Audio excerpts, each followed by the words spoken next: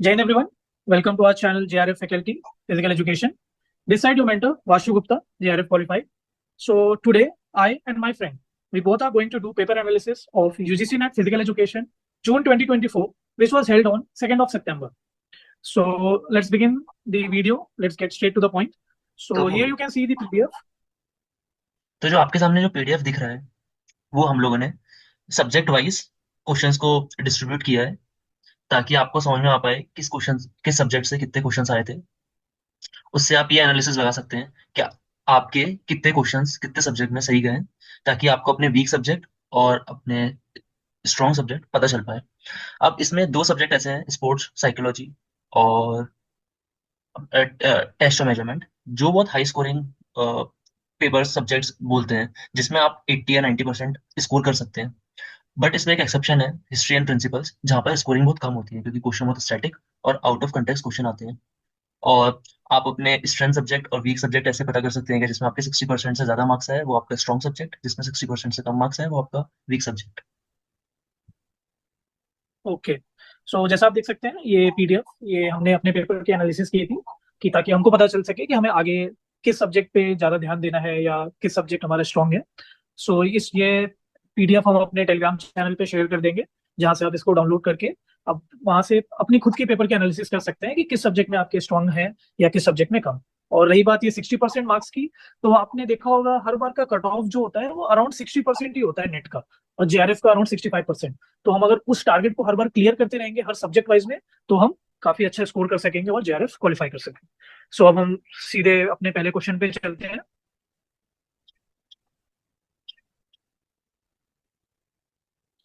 So yes, this is our first question. The ability to rapidly switch from an eccentric concentration to a concentric concentration is known as, and the correct answer is third, elastic reactive strength. तो जब अपन eccentric contraction to concentric contraction जाते हैं तो इसका एक नाम है, इसको बोलते हैं स्ट्रेच शॉर्टनिंग साइकिल। ये अपनी मैक्सिमम मैक्सिमम स्ट्रेंथ और एक्सप्लोसिव स्ट्रेंथ डेवलप करता है। एक्सप्लोसिव स्ट्रेंथ डेवलप होती है अपनी प्लायोमेट्रिक एक्सरसाइजेस से, प्लायोमेट्रिक ट्रेनिंग से। प्लायोमेट्रिक मेथड्स का एक और नाम रहता है रिएक्टिव मेथड्स। तो आप उससे रिलेट करके इस क्वेश्चन का आंसर निकाल सकते थे। ऑल्सो जब अपन इसेंट्रिक टू कॉन्सेंट्रिक जाते हैं तो उसमें अपना पहले स्ट्रेच होता है, स्ट्रेच के बाद फिर अपन उसमें पावर जनरेट करते हैं, तो और अच्छा पावर जनरेट होती है। तो उससे भी आप लगा सकते थे कि इलास्टिक रहेगा, रिएक्टिव रहेगा, तो उससे आंसर आएगा। Okay, so next question, which is not an example of an invention game. So the correct answer is third, tennis. So ये एक चीज मैंने खुद एनालिसिस की है कि जितने भी मैंने पीवाईक्यू सॉल्व किए हैं, या दिसंबर का भी मैंने यूजीसी नेट एग्जाम दिया था और अभी जून 2024 का भी एग्जाम दिया है, तो एनटीए का टेनिस जो स्पोर्ट्स है वो उसका काफी फेवरेट स्पोर्ट्स है। वो उससे हमेशा क्वेश्चंस बनाते ही है। तो जैसे इस क्वेश्चन को अगर हम सॉल्व करें, अगर हम इन्वेजन गेम्स का हिंदी समझें, तो इन्वेजन मतलब हम किसी के पाले में जाके आक्रमण कर रहे हैं। तो हम इसको एलिमिनेशन मेथड से भी इसका आंसर निकाल सकते हैं। जैसे पहला है टीम हैंडबॉल, हम दूसरे के कोर्ट में जाके ही वहां गोल करते हैं। सॉकर, उसमें भी हम दूसरे के कोर्ट में जाके गोल करते हैं। हॉकी में भी हम दूसरे के गोल में जाके गोल करते हैं। बट टेनिस में हम अपने ही कोर्ट में रहते हैं और यहीं से हम आउट राइट या विनर या अनफोर्स एरर से पॉइंट जीतते हैं। सो ऐसे आप कॉमन सेंस लगा के और इन चीजों को समझ के अपने क्वेश्चंस को सॉल्व कर सकते हैं। Moving on to next question. A footballer committing a professional foul to avoid a conceding a goal is an example of। इसका आंसर है इंस्ट्रूमेंटल एग्रेशन, ऑप्शन थर्ड। तो जब अपन किसी चीज को अनइंटेंशनली फाउल करते हैं ताकि अपना गोल अचीव हो, तो वो आता है इंस्ट्रूमेंटल एग्रेशन में।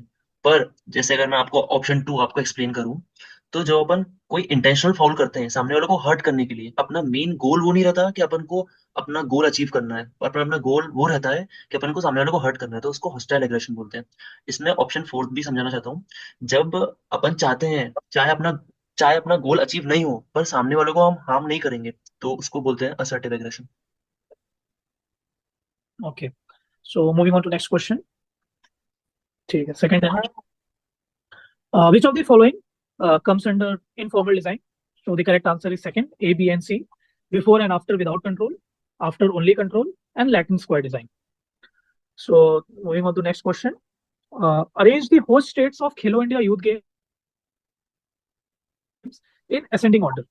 सो ये मैं कहना चाहूंगा कि ये खेलो इंडिया एनटीए का काफी फेवरेट टॉपिक है। आपका खेलो इंडिया यूथ गेम्स से क्वेश्चन आते हैं, खेलो इंडिया विंटर गेम्स से क्वेश्चन आते हैं, खेलो इंडिया यूनिवर्सिटी गेम से क्वेश्चंस आते हैं। तो हमें इन सब टॉपिक्स पे, इन सब के बारे में, जो विनर्स हो चुके हैं या जो होस्टिंग स्टेट्स हैं, जो होस्टिंग यूनिवर्सिटीज हैं, उन सबको काफी अच्छे से मैनेज करना है। So correct answer is fourth, DACB, New Delhi, Maharashtra, Assam and Haryana.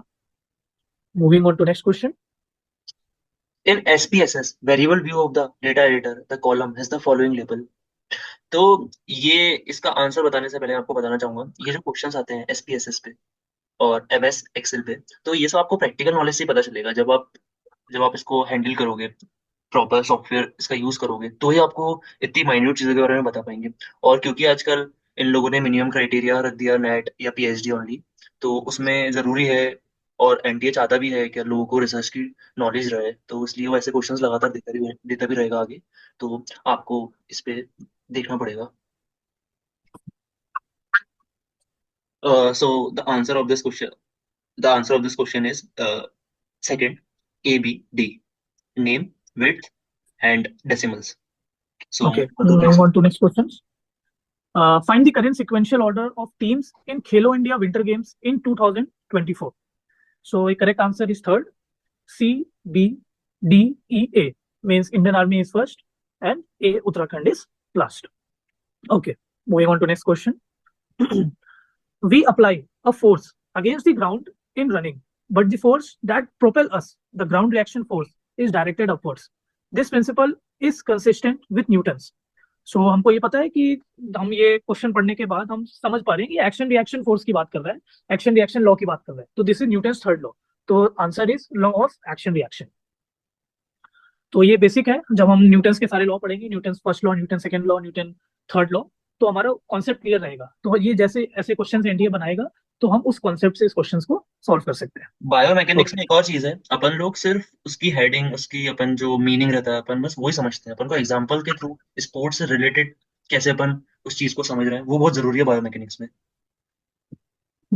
जैसे हम खुद स्पोर्ट्स खेलते हैं, तो जब हम खुद की प्रिपरेशन कर रहे हैं यूजीसी नेट की, और हम फिजिकल एजुकेशन की प्रिपरेशन कर रहे हैं, तो हम जब कोई स्पोर्ट्स ट्रेनिंग का, बायोमैकेनिक्स का या इन चीजों की जब टॉपिक्स को पढ़ते हैं, तो उसको हमें खुद से रिलेट करके, खुद के स्पोर्ट्स से रिलेट करके उसको पढ़ना चाहिए, तो हमारे दिमाग में अच्छे से इम्प्रिंट होगा। Okay, so moving on to next question. So find the correct sequence of stages in learning of behavior proposed by Bandura. ये क्वेश्चन आप कैसे अप्रोच कर सकते हो? जैसे मान लो आपके सामने आपका रोल मॉडल बैठा है, तो उसकी कोई स्टाइल आपको पसंद है।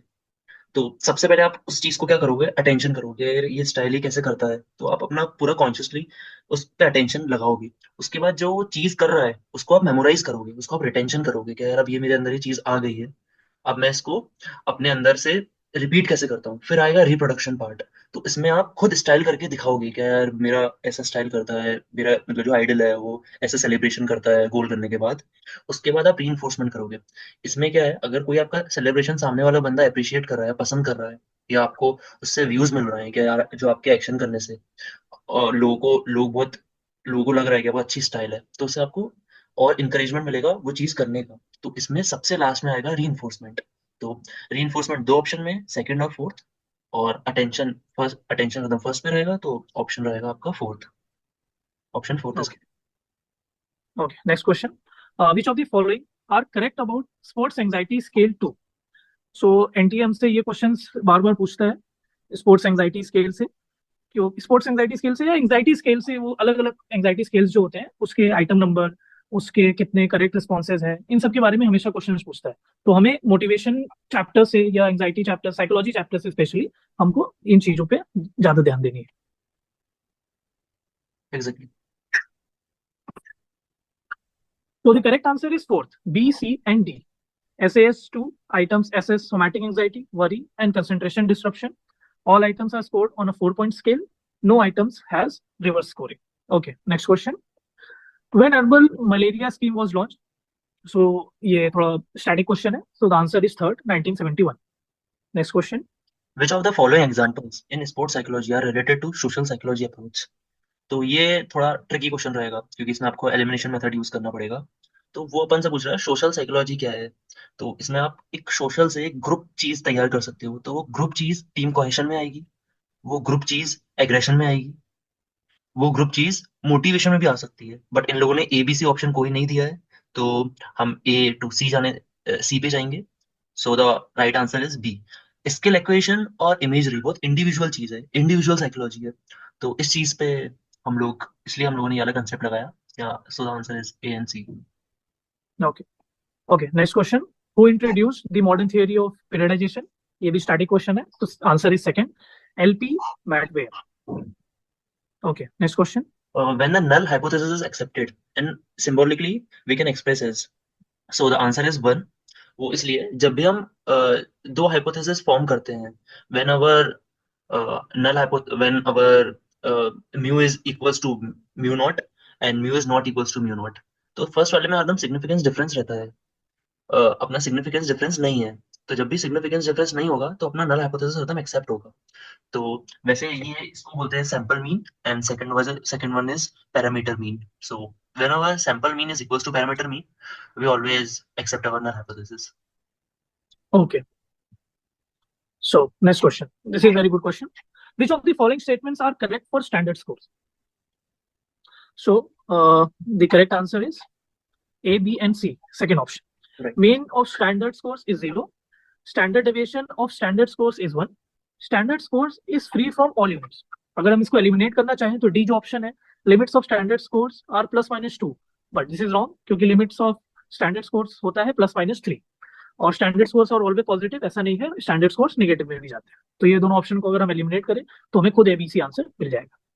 इसमें एक और चीज है इस क्वेश्चन में, जो स्टैंडर्ड डिवीजन रहता है, standard division is always of sample, and standard scores रहता है वो हरदम पैरामीटर का रहता है। तो आप इन चीजों से थोड़ा रिलेट कर सकते हैं कि जो चीज स्टैंडर्ड डिवीजन में रहता है वो चीज स्टैंडर्ड स्कोर्स में भी रहेगी। ओके, तो एंड पैरामीटर हम पॉपुलेशन के बारे में बात कर रहे हैं। Okay, next question. Which country boycotted the Winter Olympics Games in 1980? Again, a static question. The correct answer is third, Taiwan. Next question. An unscientific method of problem solving is, so the answer is tenacity। इसमें और भी options हैं जो NTA हर बार एक options में लाता है या अपने क्वेश्चंस में डेवलप करता है, वो एथनोग्राफिक मेथड्स एंड रिडक्शनिज्म। तो आपको आगे आने वाले पेपर्स में इन ऑप्शन से भी आंसर्स देखने को मिलेंगे।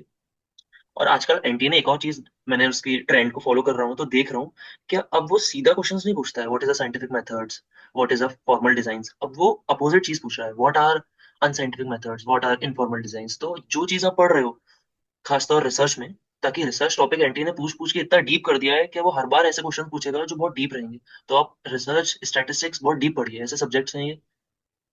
Yes, very good. Okay, next question. In standard normal distribution of a normal curve has a mean of dash and a standard deviation of dash. So the correct answer is 0 and 1. Mean 0 रहेगा और standard deviation 1 पे रहेगा। ये normal probability curve में ये होता है। अगर मैं आपको वो नॉर्मल प्रोबेबिलिटी कर्व बना के दिखाऊं, सो ये लाइन है, ये हमारी कर्व है, और यहाँ पे होता है हमारा मीन जो कि 0 पे रहता है, और ये हमारा स्टैंडर्ड डेविएशन यहाँ से होता है 1 पे, ये होता है +-2 पे, ये होता है +-3 पे। सो अभी थोड़ा रफ डिजाइन है, बट हम आगे वाली क्लासेस में जब हम स्टैटिस्टिक्स के बारे में पढ़ेंगे तो हम इस पे काफी डेप्थ पे इस पे पढ़ाई करेंगे, क्योंकि एनटीए इससे काफी अच्छे अच्छे क्वेश्चंस पूछता है। Okay, next question. Which of the following statements are correct about multiple correlation? तो the answer of this question is B, D and D। तो पहले मैं आपको थोड़ा क्वेश्चन से साइड ले जाके एक चीज बताना चाहूंगा। पहले एनटीए क्या करता था, जो प्रॉपर्टीज पूछता था वो ज्यादा प्रॉपर्टीज अपना जो mean, median, mode, central tendency से पूछ लेता था या डिस्पर्शन से पूछ लेता था। पर इस बार एनटीए ने क्या किया है, क्या मल्टीपल कोरिलेशन के क्वेश्चंस लाए हैं ये लोग, उसकी भी प्रॉपर्टीज लाए हैं। तो पहली बार ऐसा हमें ट्रेंड देखने को मिला है और आगे भी देखने को मिलेगा। तो जितने पार्शियल कोरिलेशन, मल्टीपल कोरिलेशन की चीजें हैं उससे भी क्वेश्चंस आपको आगे आने वाली साइकिल में क्वेश्चंस मिलेंगे। इसमें एक और चीज रहती है, जैसे कोरिलेशन में -1 to +1 रहता है इसकी रेंज, बट सिर्फ मल्टीपल कोरिलेशन की रेंज 0 to 1 रहती है। तो आपको ये सब क्वेश्चंस, ऐसे क्वेश्चंस आगे भी आते हुए साइकिल में देखेंगे आप लोग। Yeah moving on to next question. Yeah. Yes. By what amount does the kinetic energy of an object changes if its velocity triples? So यहाँ पे अगर हम काइनेटिक एनर्जी का हमें फॉर्मूला पता रहेगा तभी हम ये क्वेश्चन सॉल्व कर सकेंगे। तो काइनेटिक एनर्जी का फॉर्मूला है ½ mv²। सो बेसिक है, अगर वेलोसिटी हमारी ट्रिपल्स हो रही है तो हम वेलोसिटी को अगर 3 टाइम्स लिखते हैं और 3 का स्क्वायर करते हैं to 9 times and kinetic energy is directly proportional to velocity. तो अगर हम के इस क्वेश्चन पे हमें अगर काइनेटिक एनर्जी के फॉर्मूले पते हैं तो हम आराम से इस क्वेश्चन को सॉल्व कर सकते हैं. तो करेक्ट आंसर होगा third, it will increase 9 times. इसमें एक और चीज है ओके. इस क्वेश्चन में मैं आपको बताना चाहूंगा कि जो अपना वेलोसिटी है और जो काइनेटिक एनर्जी है वो डायरेक्टली प्रोपोर्शनल है। तो जब वो इंक्रीज होगी तो वो भी इंक्रीज होगा। एक और चीज है, जो ये सब्जेक्ट है बायोमैकेनिक्स, हरदम इसमें जब आप रिलेशन करो तो सिर्फ फॉर्मूले रटो मत, हरदम उसका कनेक्शन देखो, क्योंकि हर बार ये लोग ऐसा पूछते हैं बायोमैकेनिक्स से, आपको simple straight line forward static questions नहीं मिलेंगे, हरदम आपको फॉर्मूला बेस्ड या अपनी खुद की इंटरप्रिटेशन बेस्ड लगाना पड़ता है। तो एक चीज है जो मैं अप्लाई करता हूँ खुद के साथ भी, कि 20% रीडिंग 80% अंडरस्टैंडिंग। तो वो चीज आप लोग भी अप्लाई करिए। आप फॉर्मूले देख रहे हैं तो आप उसका रिलेशन पता करिए, क्या अगर ये चीज बढ़ेगी तो ये चीज कैसे होगा, क्योंकि प्रोपोर्शनल वाली चीज बहुत आती है बायोमैकेनिक्स में और आगे भी आएगी। तो वो चीज का आप ध्यान रखिए जब भी बायोमैकेनिक्स पढ़ते हैं। Yeah, okay. moving on to next question. So या. we have matched the following questions. Question ज्यादातर ये एनटीएस ले देता है ताकि लोगों का टाइम कंज्यूम हो, ये हो, वैसे ये क्वेश्चन बहुत इजी है। So first is liver, lungs, adrenal glands. Adrenal glands सबको पता है क्या, वो सिर्फ हार्मोन सिक्रीट्स करता है और चीजें उससे रिलेटेड करता है। सो सी फॉर सेकंड। लिवर हरदम ग्लूकोज के रिलेटेड कुछ चीजें करता है। तो ए फॉर फोर। लंग्स में हरदम ऑक्सीजन ऐसी चीजें होती हैं। तो B for third. And heart for blood and things, so vasodilation. Vasodilation मतलब जो अपनी नर्व्स रहती हैं वो जब फूल जाती हैं, उसमें जब ब्लड सर्कुलेशन तेज हो जाता है तो उसको वासोडाइलेशन बोलते हैं। और जब वासो कंस्ट्रिक्शन जब बोलते हैं जब अपनी नर्व्स कंप्रेस हो जाती है और ब्लड का फ्लो तेज नहीं रहता। Yeah so moving on to next question. Okay. So so the correct answer answer is fourth. Fourth. Yeah Okay, next question. In which Olympiad of the Ancient Olympic Games pancration events was included? So ये question NTA ने इस बार drop किया है because इसका answer 33rd olympiad है. An option में 33rd दिया नहीं था. So answer is 33rd olympiad. Okay.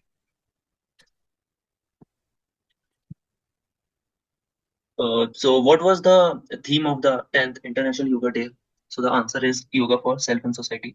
तो जो ये एनटीए क्वेश्चंस बना रहा है योगा पे, उस चीज पे आपको बहुत ज्यादा डीप में नहीं जाना योगा पे कि हम योगा का पढ़ लें, ये चीजें कर लें। ये एनटीए बहुत वैसे क्वेश्चंस बनाता है कि जो आउट ऑफ टॉपिक क्वेश्चंस हैं, ये कभी भी वैसे स्टैटिक क्वेश्चंस डाल देता है ताकि लोग थोड़ा डिस्ट्रैक्ट हो जाए। तो उसीलिए हम लोगों ने मेनली चैनल स्टार्ट किया है कि हम लोगों को सही गाइड कर पाए कहाँ पर आपको पढ़ाई करना है, किस टॉपिक में डीपली जाना है, किस टॉपिक को ऊपर ऊपर पढ़ना है। तो मैं आपको ये गाइडेंस देना चाहता हूँ कि आप आगे इस क्वेश्चन को देखने के बाद योगा का नहीं पढ़ें, डीप में नहीं जाए। या so next question. During running, the legs predominantly move in which plane? So correct answer is sagittal plane. So इस क्वेश्चन को सॉल्व करने के लिए हमें एक्सिस एंड प्लेन्स पढ़ना होगा कि कौन से प्लेन में हमारी बॉडी को किस पार्ट्स में डिवाइड करता है. जैसे इसका आंसर सेजिटल प्लेन मैंने कैसे लाया, तो सेजिटल प्लेन में हमारी बॉडी राइट और लेफ्ट में डिवाइड हो जाती है. सो अगर साइड टू साइड डिवाइड होगी तो हम अगर साइड व्यू से अपनी बॉडी को देखेंगे तो हमारी बॉडी जब चलेगी आगे पीछे तो हमारे लेग्स मूवमेंट हम साइड टू साइड अच्छे से हम देख सकेंगे कि हाँ लेग्स मूवमेंट प्रीडोमिनेटली मूव कर रहे हैं. बट अगर हम सामने से देख रहे हैं तो लेग्स मूवमेंट अच्छे से क्लियर नहीं होंगे, तो फ्रंटल प्लेन आंसर होगा नहीं. सो सेजिटल प्लेन इसीलिए आंसर है. तो इसके लिए आपको एक्सिस एंड प्लेन्स के टॉपिक्स को अच्छे से क्लियर करना है और इससे एक या दो क्वेश्चन हर बार आते ही है. Okay, next question. मैं इस चीज में एक और चीज बोलना चाहूंगा इस क्वेश्चन में, क्या जब भी मतलब एक दूसरा पॉइंट ऑफ व्यू है, जब भी सेजिटल प्लेन आपको सामने से डिवाइड करती है तो एक पार्ट आपका लेफ्ट एक पार्ट राइट रहता है। तो जो आपका प्लेन जिस एंगल पे है, जिस पैरेलल पे है, अगर आपका बॉडी भी उस पैरेलल पे उस प्लेन के पैरेलली मूव कर रहा है तो आप वही चीज काउंट करेंगे। तो सेजिटल प्लेन एकदम सीधा रहता है, वर्टिकल रहता है एकदम, मतलब एकदम ऐसा रहता है सामने की तरफ, और अपना लेग भी सामने की तरफ मूव करते हैं। तो जो चीज बॉडी पैरेलल चलती है उसको अपन उसको अपन काउंट करते हैं उसी प्लेन पे। तो सेजिटली मूव करते हैं अपने लेग्स फ्रंट एंड बैक में। तो the answer is sagittal plane. Okay, next question. So ये मैच दी फॉलोइंग है. सो जैसे ट्रेनिंग टर्म्स है, मीनिंग्स है, intensity, volume, density of training, training intensity. C for four, so the answer is second. इसमें वैसे अगर आप देखेंगे तो आपको आंसर बहुत इजीली मिल जाएगा, बट मैं आपको दो चीज बताना चाहता हूँ। क्या इसमें डेंसिटी, ज्यादातर लोगों का डाउट रहता है क्या ये इतने कट एंड वर्ड्स, हम लोग कंफ्यूज होते हैं डेंसिटी और वॉल्यूम में। डेंसिटी बहुत इजीली समझाना चाहता हूँ मैं। कोई भी चीज अब डेंस रहती है, अगर आप कोई ट्रेनिंग प्लान बना रहे हैं अपना तो आपको ऐसा लगता है बहुत डेंस है। तो वो डेंस कैसे होता है, जब भी अपन कोई सेट करते हैं और दूसरा सेट करते हैं, उसके बीच में कितना आपको रेस्ट मिल रहा है। अगर आप वही रेस्ट कम कर देंगे और उसमें बहुत ज्यादा ट्रेनिंग शेड्यूल्स भर देंगे तो आपको वही चीज डेंस लगेगी।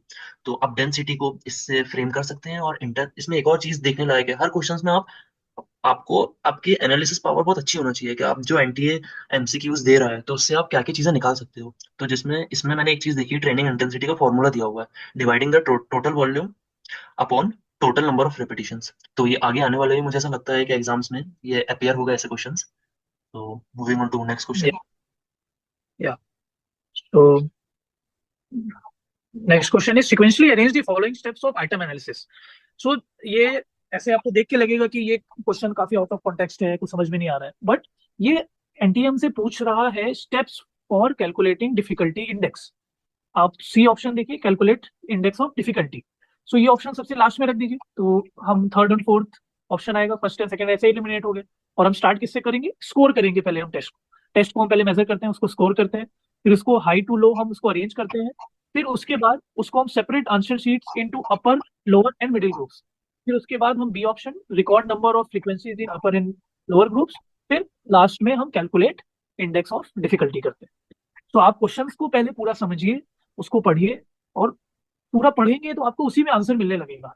कि अगर आप पहला ऑप्शन पढ़ेंगे तो आपको समझ में नहीं आएगा ये पूछना क्या चाह रहा है, बट अगर सी ऑप्शन देख रहे हैं आप कि कैलकुलेट इंडेक्स ऑफ डिफिकल्टी, तो आप एलिमिनेशन से भी काफी हद तक आंसर के पास पहुंच सकते हैं। अगर आप डिफिकल्टी इंडेक्स के फॉर्मूला आपको पता है, सॉल्व करना आपको आता है, तो आप ये आंसर इजिली निकाल सकते हैं। Okay, next question.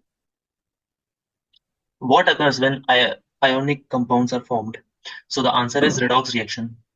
So redox reaction क्या बोलता है, एक कंसेप्ट रहता है, रिडक्शनिज्म, रिडक्शन एंड ऑक्सीडेशन। ये चीज थोड़ा अपोजिट रहती है जो आपको लगता है। Reductionism is gain and oxidation is loss. So इसमें क्या हो रहा है, ऑक्सीजन फॉर्म्ड हो रहा है, ऑक्सीजन गेन हो रहा है, तो इसमें आपका रहेगा रिडक्शनिज्म, क्योंकि रिडक्शन से आप इस चीज को रिलेट कर सकते हैं। तो हर ऑप्शंस में आपको ये आना चाहिए। इसमें एक और चीज है, जो चीज हर बार एनटीए पूछ रहा है, एक्सोर्जोनिक रिएक्शंस। अगर आप जून का साइकिल का पेपर देखा था तो आपको आगे आने वाले चीजों में ये जो रिएक्शंस रहेंगे इससे भी क्वेश्चन बनते हुए दिखेंगे, एक्सोर्जोनिक, एंडोजोनिक। तो आपको ये बहुत डीपली पढ़ना पड़ेगा, कौन सा पॉजिटिव होता है, कौन सा नेगेटिव होता है, इसके बहुत ज्यादा प्रॉपर्टीज रहती हैं। तो keep in mind. Moving on to next yes, national factor से बढ़ेगी, टीम फैक्टर से तो ऑब्वियसली बढ़ेगी, और लीडरशिप से भी टीम में एकता बढ़ती है। नाइस। और बाकी जो ये कोहेसिवनेस जो टर्म है, टॉपिक है साइकोलॉजी का, एनटीए हर बार यहाँ से ऐसे क्वेश्चंस बनाता है और ऐसे ऑप्शंस आपको देता है कि हरदम आपको लगेंगे कि यार ये ऑप्शन भी सही है, सारे ऑप्शन सही है, एलिमिनेशन करने में आपको बहुत दिक्कत आएगी हरदम। ये टॉपिक में मोटिवेशन वाला टॉपिक हुआ, तो जितना आप प्रॉब्लम सॉल्व करेंगे खुद से रिलेट करके, क्योंकि आप भी कभी ना कभी तो आपने खेला होगा और ये प्रॉब्लम फेस करी होंगी आपने, तो जब भी आप खुद से रिलेट करके चीजें या जितनी आपकी क्रिटिकल थिंकिंग है वो लगाएंगे, तभी आप हरदम कोहेसिवनेस के क्वेश्चन सही कर पाएंगे। और ये एनटीए हर बार देता है, हर बार दो तीन क्वेश्चन कोहेसिवनेस, मोटिवेशन, इन सब के आते हैं। तो या okay, next question. The advantage The ground water. advantage of groundwater are, या वैसे continue. yeah. So the options are: it usually requires no treatment, it is high in mineral content, it is likely to be free from pathogenic agents, and it requires pumping to lift the water. So the correct answer is fourth, A and C. Answer is it usually requires no treatment, it is likely to be free from pathogenic agents. तो और आपको ground लग, water में या तो ये आप mineral content ज्यादा रहते नहीं है। तो आपको लगेगा ये जो क्वेश्चंस है ये उनने अपना पेपर वन के टॉपिक से उठा के दिया है, बट ऐसी चीज नहीं है। अगर आप लास्ट 3 या 4 ईयर्स के पेपर देखेंगे तो उसमें हरदम आपको क्वेश्चंस दिखेंगे, वाटर पॉल्यूशन, पॉल्यूशन से रिलेटेड क्वेश्चंस, यही है। तो ये हेल्थ एजुकेशन के एक सब्जेक्ट में एक चीज आती है, पॉल्यूशन से रिलेटेड, अपने एनवायरमेंट से रिलेटेड।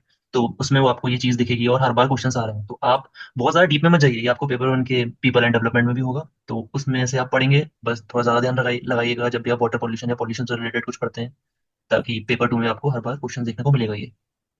Okay, next question. तो which loading process is often classified as a short term overloading. तो मैं इसका आंसर बताने से पहले, answer is concentrated loading, option 2। But इसका आंसर बताने से पहले मैं आपको बताना चाहूंगा कि आपको आगे आने वाली साइकिल में भी, पहले वाली साइकिल में भी ये क्वेश्चंस दिखेगा, सेम क्वेश्चन सेम ऑप्शंस। क्योंकि जो methods of types of loading या मेथड्स ऑफ लोडिंग रहता है, एनटीए आजकल इन चीजों पे बहुत ज्यादा जोर दे रहा है, थोड़ा हल्का सा इन डेप्थ पूछ रहा है। पहले जो जून वाली साइकिल था उसमें, और जो दिसंबर वाली साइकिल था उसमें आपका कॉन्जुगेटेड सीक्वेंस लोडिंग था, उससे पहले लीनियर लोडिंग आया था। अब जो मैं आगे एक्सपेक्ट कर रहा हूँ फ्लैट लोडिंग आएगा। सो मैं आपको इसका पहले मतलब समझाता हूँ हमारा आंसर कैसे आया। तो कॉन्सेंट्रेटेड जो लोडिंग रहता है उसमें अपन बहुत स्पेसिफिक चीज पे जोर देते हैं, जैसे पर्टिकुलर आपकी मैक्सिमम स्ट्रेंथ है तो ये एक्सप्लोसिव स्ट्रेंथ है। तो एक्सप्लोसिव स्ट्रेंथ पे अगर हम आपको वर्क कराएंगे तो बहुत स्पेसिफिक रहेगा वो। तो जैसे आपको वर्ड पता पता चल रहा है कॉन्सेंट्रेटेड, तो बहुत स्पेसिफिक रहेगा, वो शॉर्ट पीरियड ऑफ टाइम के लिए रहेगा। तो इससे आप आंसर पता चल पाएगा। और भी अगर आपको मैं ऑप्शंस बताऊं, जैसे फ्लैट लोडिंग है तो फ्लैट लोडिंग हरदम एक्सपीरियंस्ड या जो वेल ट्रेन्ड एथलीट रहते हैं हरदम उनको फ्लैट लोडिंग कराई जाती है। तो ये जो मैंने अभी आपको बताया फ्लैट लोडिंग के बारे में, आपको मोस्ट प्रोबेबली अगले आने वाली साइकिल्स में ये फ्लैट लोडिंग वाला क्वेश्चन दिखेगा, क्या वेल ट्रेन्ड या एक्सपीरियंस एथलीट्स ही ये दिखते हैं। So moving on to next Yes. Question. Okay. So, which evaluation is usually based on specific objectives and utilizes criterion reference standards? So, देखिए इसका क्वेश्चन एनटीए ने दिया है फोर्थ फॉर्मेटिव इवैल्यूएशन, बट जितने हमने पढ़ाई की है या जो भी हमारा इंटेलेक्ट है कि यूजिंग क्राइटेरियन रेफरेंस स्टैंडर्ड्स रहता है तो वो हमेशा समेटिव इवैल्यूएशंस में ही यूज होता है। इसको हमने चैलेंज भी किया था, दो एनटीए ने इसको एक्सेप्ट नहीं किया। सो हम तो वो इसको समेटिव इवैल्यूएशन से पढ़ रहे हैं क्राइटेरियन रेफरेंस को, बस इस आंसर को हम फोर्थ फॉर्मेटिव इवैल्यूएशन के साथ जा तो रहे हैं। इन टाइप ऑफ क्वेश्चन से आप अपने कंसेप्ट मत बिगाड़िएगा, जो आपके मेन कंसेप्ट है, जो जिससे आपका बेस बनता है। इन इस क्वेश्चंस को आप छोड़ दीजिए और अपना कंसेप्ट अपने पास ही रखिए, अपने पे कॉन्फिडेंस दिखाइए, क्योंकि वही आपको आगे आने वाले क्वेश्चंस में मदद करता है। सो which of the following equations used to assess the projectile motion? So the answer of this is contradictory। तो बहुत लोगों ने डाउट किया था कि आंसर ये होना चाहिए वो होना चाहिए। ए एंड बी, बहुत आंसर जो हमें लग रहा था ए एंड बी है जो हमने ट्रिक लगाई, बट द आंसर एंटीनियस का आंसर ए बी सी दिया था। So moving on to V next. is equal to U plus AT, V square is equal to U square plus 2AS, and S is equal to UT plus half AT. सारे Okay, formulas next question. सारे formulas different नहीं है, बस उनको थोड़ा इन लोगों ने थोड़ा हल्का सा डिटेल में बताया गया है। तो अगर आप थोड़ा पढ़ेंगे चीजों को कंसेप्ट पढ़ेंगे तो उस जैसे एटी एटी का क्या है आगे, या इस चीज का क्या है, रूट रूट कैंसिल होता है, तो चीजें सारी सेम ही है बट उन्होंने थोड़ा एग्जेजरेट कर दिया है चीजों को। So moving on to next question. Okay, which is yes. The predominant cell type in the growing cartilage? तो इसमें ये बता रहा है क्या, द आंसर इज क्रोंडोब्लास्ट। ये मैंने कहीं पढ़ा था। जैसे आप जितनी बुक रीडिंग करते हैं, जितनी चीजें पढ़ते हैं, तो आपके मेमोरीज में आ जाता है, आपको पता नहीं चलता कि आपको याद है या नहीं है। बट कुछ चीजें आपकी मेमोरी में ऐसी स्टोर हो जाती हैं कि अगर क्वेश्चन आता है और आपने उस वर्ड को देखा रहता है तो वो टर्म आपकी आंखों के सामने आ जाता है कि अच्छा ये टर्म मैंने पढ़ा हुआ है। तो बुक रीडिंग बहुत जरूरी है अलग अलग सोर्सेज से। बट आप ऐसा मत करिए कि आप बहुत उल्टे सीधे कंटेंट पढ़िए, बहुत स्पेसिफिक कंटेंट पढ़िए जो आगे पेपर्स में आ सकते हैं। हम आपको आगे प्रोवाइड करते रहेंगे कंटेंट, तो हमसे जुड़ी रहिए। So moving on to next question. Okay. So, which of the following are zoonotic diseases? तो एनटीए ने इसका करेक्ट आंसर दिया है थर्ड, ABDE। तो plague, chikungunya fever, rabies and yellow fever. But the SARS COVID 19, ये भी जितना हमने सुना है, और ये भी एक जूनोटिक डिसीज ही है, ये भी एक एनिमल से ही फैला है। बट उसका आई थिंक कोई सॉलिड प्रूफ नहीं होगा, इसीलिए एनटीए ने इसको इंक्लूड नहीं किया है। सो इसका correct answer is third. Okay, next question. So, according to Dash, the success of leadership depends on the characteristics of leaders and the situation in which they are leading। तो अगर आप सिर्फ एक वर्ड पढ़ेंगे इसका कैरेक्टरिस्टिक्स तो आपको trade समझ में आएगा।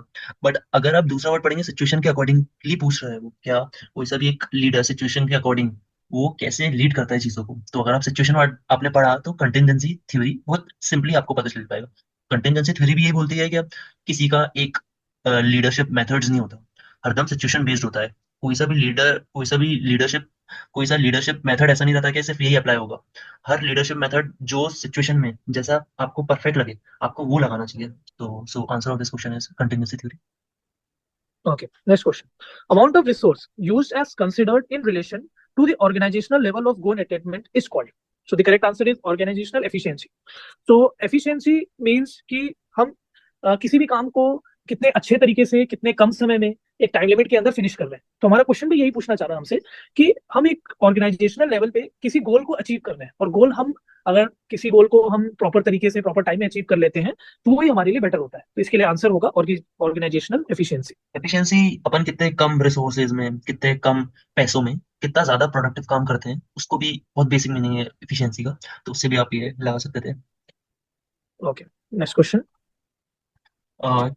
या वासु continue. Children often hold a larger bat closer to the center of the bat. This makes it easier to swing because, okay, the correct answer is radius of gyration is reduced. तो हम इसको जैसे हम Indians हैं और हम खुद sports से जुड़े हुए हैं, फिजिकल एजुकेशनिस्ट हैं, तो हमने ये क्रिकेट तो हमेशा खेला होगा, अपने हाथ में बैट तो पकड़ा ही होगा। तो जब भी ऐसे क्वेश्चंस आए तो हम खुद अपने आप को विजुअलाइज करें कि हम अगर बैट को पास से पकड़े हैं सेंटर के, तो वो ऑब्वियसली इजी हो जाएगा मूव करने के लिए। और ऐसा क्यों हो रहा है क्योंकि हमारी सेंटर से हमारे हाथ की जो होल्डिंग ग्रिप है वहां की दूरी कम हो जा रही है, तो means radius of gyration is reduced. तो ऐसे हम इस आंसर्स को निकाल सकते हैं। जितना कम रेडियस रहेगा स्टिक का या किसी भी चीज का, तो आप उसको उतना तेज चला सकते हो। जैसे अगर जिस क्लॉक का जो आर हैंड या मिनट हैंड बहुत बड़ा रहता है, एकदम बड़ा, तो उसको मूव होने में बहुत टाइम लगता है। और जिसका आर अगर आप दम लगाओगे तो उस घुमाने में उसको वॉलंटरी, बट जो अपना छोटा क्लॉक रहता है उसको कभी आप तेज घुमाओगे तो बहुत स्पीडली घूमेगा। तो इसलिए the radius of creation is reduced, इसका आंसर रहेगा। So next in question. a test of 50 questions with a mean of 30 and a standard deviation of 6, which will be the reliability of the test? So ये जो questions है वो coder Richardson method से निकलेगा। मैंने exam में गलती करी थी जिससे मेरा टाइम बहुत कंज्यूम हुआ, और मैं चाहूंगा कि आप ये गलती नहीं करें। क्या ये मैंने एग्जाम, मुझे फॉर्मूला आता था, मुझे सारी चीजें पता था कैसे निकलेगा ये, बट मैंने अपना ईगो से, या मुझे ऐसा लगा कि अब आगे आने वाले क्वेश्चन को डिफिकल्ट रहेंगे, तो मैंने इस क्वेश्चन को अटेम्प्ट किया जिससे मेरे 5 या 6 मिनट्स गए, और मुझे ऐसा लगा कि मेरा एग्जाम में टाइम उसकी वजह से गया। तो मैं बोलना चाहूंगा कि आप ये वाले क्वेश्चंस अटेम्प्ट मत करिए, क्योंकि इससे क्या होगा कि आपके आंसर्स में टाइम तो लगेगा आपको, बट आप अगर 10 या 15 मिनट 10 मिनट्स दे रहे हैं क्वेश्चन के लिए, 2 मार्क्स के लिए, तो वो आपके आगे आने वाले पेपर्स में आपको दिक्कत रहेगा। जो क्वेश्चन इजी रहेंगे, जो आपको ऐसा लगेगा जिसमें हम टाइम इन्वेस्ट करके ला सकते थे इजीली, वो बहुत इजीली आ जाएंगे। तो ऐसे क्वेश्चन को आप छोड़ दीजिए इसमें। क्योंकि एनटीए आंसर ऑफ ऐसे दिस कुछ क्वेश्चन इज कुछ कुछ 0.68। हम्म, क्योंकि एनटीए ऐसे कुछ क्वेश्चन ऐड करता है जो हमारे टाइम को कंज्यूम करे, बट हमें स्मार्टली मूव करना है कि हमें किस क्वेश्चंस को अटेम्प्ट करने हैं, किस क्वेश्चंस को नहीं करने हैं। तो क्या कुछ क्वेश्चंस को हम बात के लिए भी छोड़ सकते हैं कि हमारे ऊपर पूरा पेपर कंप्लीट हो जाए तो हम इसको सोल्यूशन निकाल दें। तो ऐसे ही आपको स्मार्टली मूव करना है। Okay, next question. A skill containing a single unit of activity with a clear beginning and end is known as। ये टाइप्स ऑफ स्किल का क्वेश्चन है, और मैं आपको बोलता हूँ कि आप हरदम टाइप्स ऑफ स्किल्स पढ़िए। बहुत ज्यादा टाइप्स ऑफ स्किल्स रहती हैं, उनमें से इसका आंसर वैसे डिस्क्रीट स्किल, जिसकी बहुत क्लियर बिगनिंग और क्लियर एंड रहता है। जैसे आप कोई फुटबॉल को मारोगे किक, तो उसकी क्लियर बिगनिंग है, क्लियर एंड है। बट मैं आपको बाकी ऑप्शंस को भी इंट्रोस्पेक्ट करवाता हूँ, क्योंकि मुझे ऐसा लगता है कि आगे आने वाले क्वेश्चन पेपर में ये आएंगे। तो कंटिन्यूस स्किल क्या रहती है? जिसकी कभी कुछ एंड ही नहीं हो, सिर्फ स्टार्ट हो, और जब एंड होने वाला हो तो नई स्किल्स चालू हो जाए।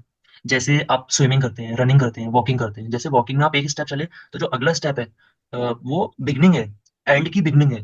वैसे ही सीरियल स्किल है। सीरियल स्किल क्या होता है? कंटिन्यूस स्किल का एग्जांपल देते हैं मैंने, स्विमिंग, वॉकिंग। सीरियल स्किल, तो सीरियल स्किल जैसा क्या है, जब आप सेवरल डिस्क्रीट स्किल्स को मिक्स करते हैं, जब आप उसको एक सीक्वेंस में जोड़ते हैं, तो वो आपका सीरियल स्किल बनता है। जैसे आप ट्रिपल जंप करते हैं, तो आपकी एक स्किल है, उसके बाद आप कंप्लीट करने के बाद एक और स्किल कर रहे हैं, फिर एक और स्किल कर रहे हैं, 3 स्किल इन सीक्वेंस, उसके बाद फिर आप कुछ चीज कर रहे हैं, तो वो सीरियल स्किल आएगा। मुझे ऐसा लगता है कि आगे आने वाले पेपर्स में सीरियल स्किल पे क्वेश्चन आएंगे, क्योंकि ये थोड़ा डिस्क्रीट स्किल से मिलता जुलता है। तो या keep in mind. Okay, next question. First line managers are also known as, दो answer is supervisory level manager, क्योंकि जो फर्स्ट लाइन मैनेजर्स हैं वो हमेशा सुपरविजन का ही काम करते हैं। तो हमें ऐसे क्वेश्चंस मैनेजमेंट में मिलेंगे जो हमारे कॉमन सेंस से या हमारे इंटेलेक्ट से सॉल्व हो सकते हैं। तो हमें माइंड को काफी कूल एंड काम रखना है ऐसे क्वेश्चंस के लिए कि हमें इजीली आंसर्स पे हम पहुंच सकें। Okay, next question. Which is the most dangerous cancer? तो the correct answer is melanoma. ये भी एक स्टैटिक क्वेश्चन है, ये आप अगर पढ़े रही। मैंने एक और चीज देखी है क्या, जो अपने जून वाली साइकिल में भी था, ये वाली साइकिल में भी है क्या, कैंसर से रिलेटेड या मेलानोमा, कार्सिनोमा, इनसे रिलेटेड थोड़े क्वेश्चंस आ रहे हैं। तो मैं चाहूंगा कि आप इनके रिलेटेड चीजें पढ़ें, ताकि आपको कैंसर के बारे में और समझ में आए, क्योंकि इसके रिलेटेड क्वेश्चंस आगे भी आने वाली साइकिल में बनेंगे। So okay, now next question. Which of the following are correct about the characteristics of normal curve? So इसका आंसर बहुत इसका आंसर मुझे ऐसा लगता है कि एनटीए ने अभी भी गलत आंसर दिया है, क्योंकि मैंने जो जेपी वर्मा और जो बाकी सारी बुक्स पढ़ी हुई हैं, उसमें भी इसका answer A correct, B is incorrect, C is correct, D is correct and E is correct. So ACDE answer इसका थर्ड होना चाहिए, बट एनटीए ने अभी भी हमारे चैलेंजेस को मना करके बोला है कि इसका आंसर ACE है। सो मैं इस क्वेश्चन में मैं फिर से वही बोलना चाहूंगा कि आप एनटीए की बात को, अपने लॉजिक को अपने पास ही रखिए, अपने बेस को वही स्ट्रांग रखिए जो बुक्स में लिखा हुआ है। एनटीए की चीजों में मत आइए, क्योंकि एनटीए थोड़ा इगोइस्टिक आंसर्स देता है, वो अपने आंसर्स को बहुत ज्यादा गलत नहीं करता। तो yeah go with that answer, ACD। Okay, so moving on to next question. ये नेम ऑफ द मसल्स है एंड ओरिजिन। ये ओरिजिन जो है ये वर्टिब्रेट्स के बारे में बता रहा है कि हमारे T12 vertebra, L1 vertebra, L5 vertebra. सो अगर हम मसल्स के नाम देखें, levatores, costarum, serratus posterior superior, serratus posterior inferior and psoas muscle. तो हम सबसे पहले जो हमने नोइंग मसल है, जैसे सॉस मसल हमने सुना है, तो हम उस पे जाते हैं कि सॉस मसल, अगर हम सॉस मसल का क्या आंसर हो सकता है, ऑप्शन डी है। तो डी का सॉस मसल फर्स्ट हो सकता है, T12 और L1 to L5। Sauce muscle नीचे होता है और टी भी नीचे होता है, तो हम ऐसे करके इस ऑप्शंस को रिलेट कर सकते हैं, ऐसे आंसर्स अपने हम निकाल सकते हैं। अगर हम डी का 1 देखते हैं तो हमारा आंसर वैसे ही आ जा रहा है, option number second.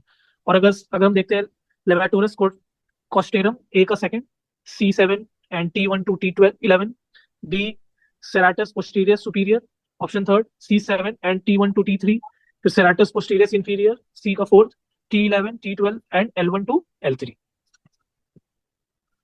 Okay, next question. Spine से रिलेटेड पहले भी क्वेश्चंस आए थे, और मुझे आगे भी एक्सपेक्ट करेंगे कि स्पाइन से जो जितने स्पाइन के L1 L5 जितने भी रहते हैं, T12 रहता है, तो उतने आगे आने वाले क्वेश्चंस में भी आप ध्यान रखिएगा कि आप स्पाइन की जो चीज है रिलेटेड उसको अच्छे से गो थ्रू करें। क्योंकि जो 18 जून का पेपर था उसमें भी वर्टिब्रास के सीक्वेंस पूछे थे, तो हमें उस सारे वर्टिब्रा के नाम और सारे इसके सीक्वेंस भी पता होने चाहिए। Yeah so moving on to Okay, so ये stats का question है, it's a very good question.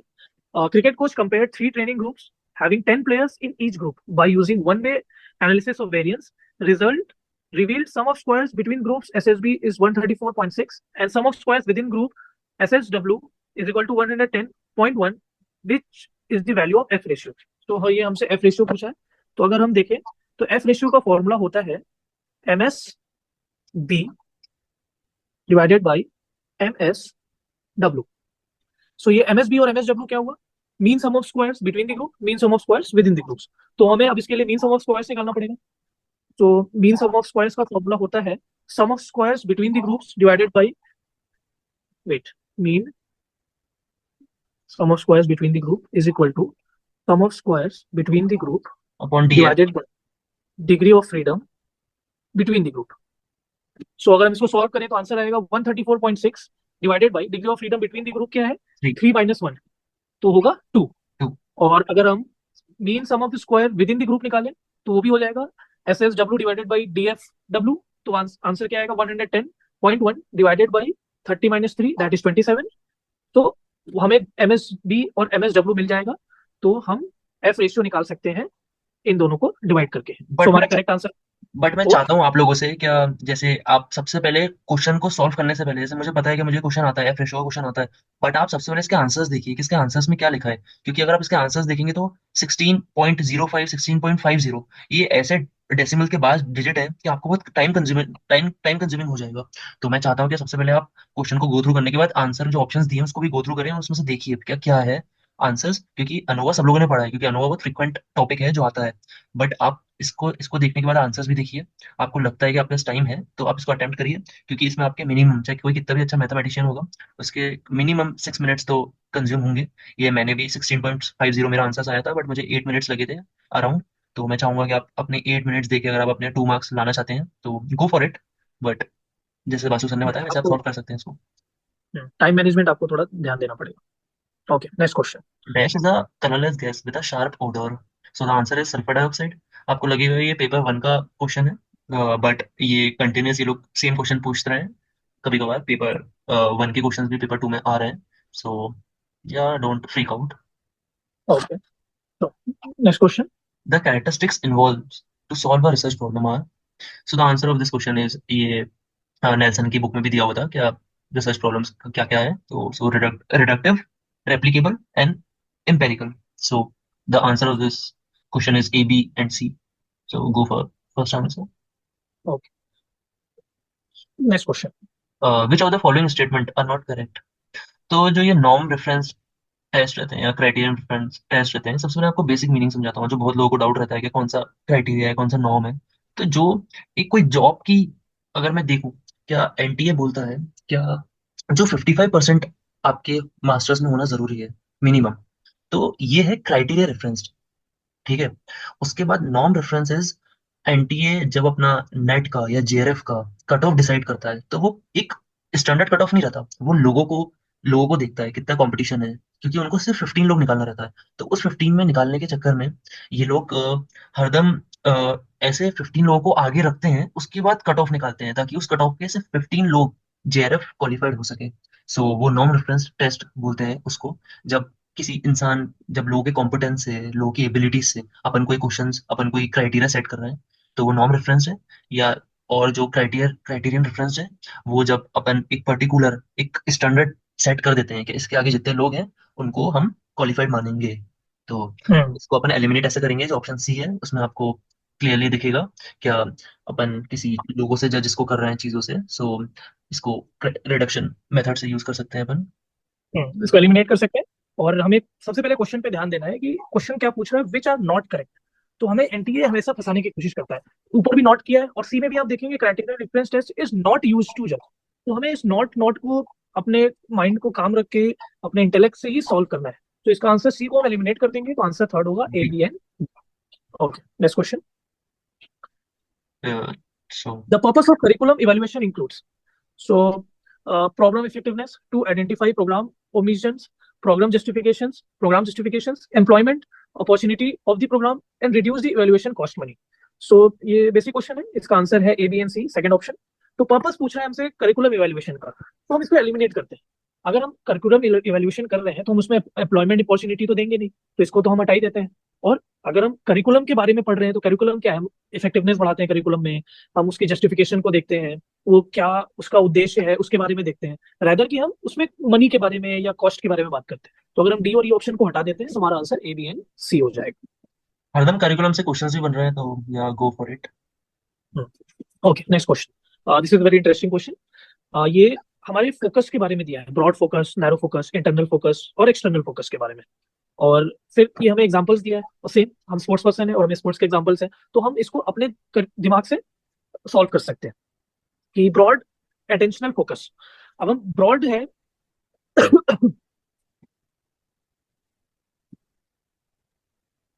Okay, so broad attentional focus.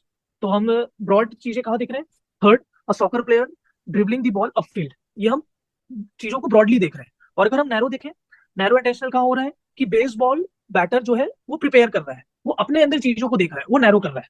और अगर हम एक्सटर्नल अटेंशनल के देखें, एक्सटर्नल जो बाहर की चीजें देखें, जैसे सी का फर्स्ट है, a cricket batsman direct attention to a ball, तो वो बाहर की चीजों को देख रहा है, वो बॉल सामने से आ रही है, वो एक्सटर्नल चीज है, उस पर ध्यान दे रहा है।